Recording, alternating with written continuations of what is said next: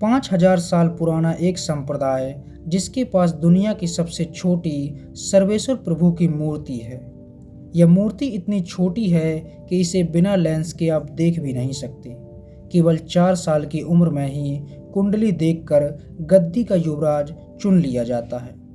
मान्यता है कि इस समुदाय के पहले आचार्य ने शाम ढलने के बाद नीम के पेड़ पर एक सन्यासी को भगवान सूर्य के दर्शन कराए थे, इसलिए इसे निम्बार्क कहा जाता है। अब कौन है ये समुदाय और क्या है इसकी कहानी, आइए जानते हैं। राजस्थान के अजमेर से लगभग 50 किलोमीटर दूर श्री निम्बार्क तीर्थ है। निम्बार्क तीर्थ मंदिर का सबसे बड़ा सा द्वार, जिसके ऊपर संप्रदाय के प्रतीक चिन्ह हैं, यानी कि सुदर्शन चक्र, शंख और तिलक बने हुए हैं। निम्बार्क आचार्य को सुदर्शन चक्र का अवतार माना जाता है। मंदिर अंदर से किसी बड़ी हवेली जैसा दिखता है। दीवारों पर हाथियों की पेंटिंग्स बनी हुई हैं। एक लाइन में 3 मंदिर हैं। पहला निम्बार्क परंपरा के आचार्यों का, फिर राधा माधव का मंदिर है और उसके बाद सर्वेश्वर भगवान का मंदिर है। राधा माधव यानी भगवान का युगल रूप, राधा और कृष्ण। निम्बार्क संप्रदाय युगल रूप में ही भगवान की उपासना करता है। इस मंदिर के दरवाजे चांदी के बने हुए हैं और मंदिर के ऊपर भगवान कृष्ण की अद्भुत कलाएं उकेरी गई हैं। सोने, चांदी और हीरे से जड़े गहनों से सजे राधा कृष्ण चांदी के सिंहासन पर विराजमान हैं। राधा जी की मूर्ति खास अष्ट धातु की बनी हुई है, जबकि कृष्ण जी की मूर्ति के बारे में कहा जाता है कि वो स्वयंभू हैं, मतलब वो स्वयं प्रकट हुए थे। मंदिर का इतिहास बहुत पुराना है। कहा जाता है कि मुगल काल में मंदिर पर मुगल अत्याचार कर रहे थे। लगातार मंदिरों को तोड़ा जा रहा था।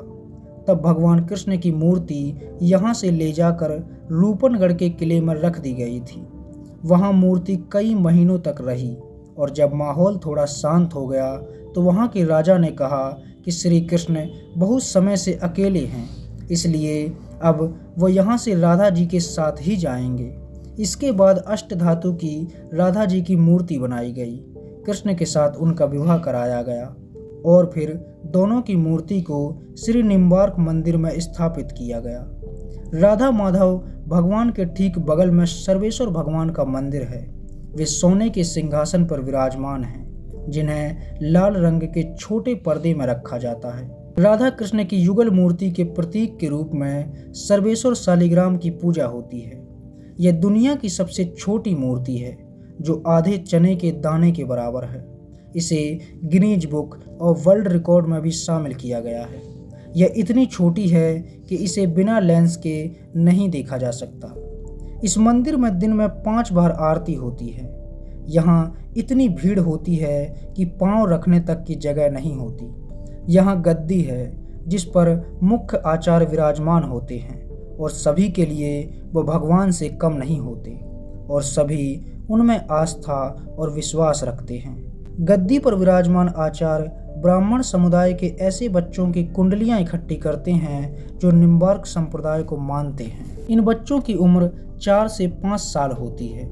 इसके बाद वे उन कुंडलियों का मिलान करते हैं और जिसकी कुंडली में संन्यास योग होता है उसे ही युवराज चुन लिया जाता है।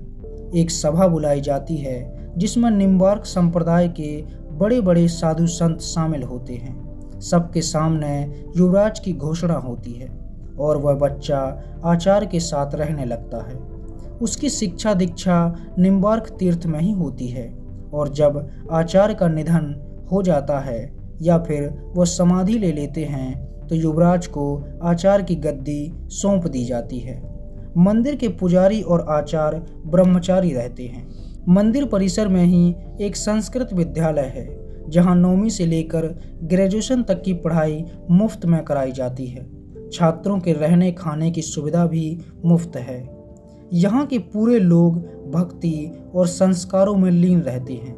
जन्माष्टमी का उत्सव यहाँ बड़ी धूमधाम से मनाया जाता है और यहाँ विदेशों तक से लोग आते हैं। 7 दिन पहले से ही यहाँ रासलीला शुरू हो जाती है। देश भर से बड़े बड़े कलाकार आते हैं और यहाँ कई तरह की प्रतियोगिताएं होती हैं। इस क्षेत्र का पहले नाम श्री निम्बार्क तीर्थ था। 16वीं शताब्दी में शेर शाह ने इसका नाम बदलकर सलेमाबाद कर दिया था। उसके बाद फिर से इसका वही पुराना नाम रख दिया गया। निम्बार्क संप्रदाय की स्थापना निम्बकाचार्य ने की थी। इसकी स्थापना 5000 साल पहले की मानी जाती है।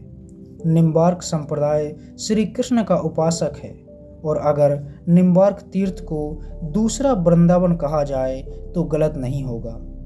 हर किसी को एक बार राजस्थान के इस तीर्थ के दर्शन करने जरूर जाना चाहिए। आशा है आपको वीडियो पसंद आया होगा। अगर आपको वीडियो पसंद आया है तो इसे लाइक कीजिए और हमारे चैनल को सब्सक्राइब कीजिए। धन्यवाद।